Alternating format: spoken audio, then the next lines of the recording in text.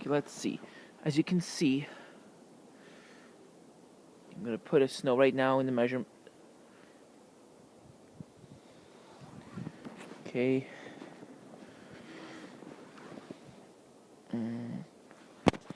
Just around, let's see.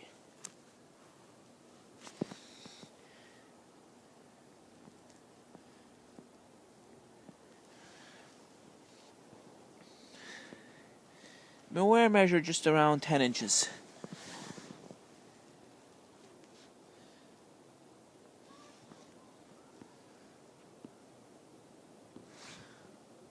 Just around 10 1/4 inches of snow. Current time 11 p.m. Weather conditions cloudy with light flurries. Cloudy with flurries. Temperature 12 degrees. Winds light and variable. How many more inches I expect?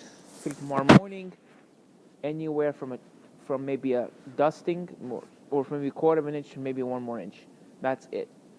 I would not be surprised if we don't get any more accumulation. I think this is as much as we're going to get. The snow has tapered off to flurries now, and is ending rapidly from north to south. And just take a look around. You see hardly any snow coming down. Just maybe a few flurries. That is, coming down from the roof.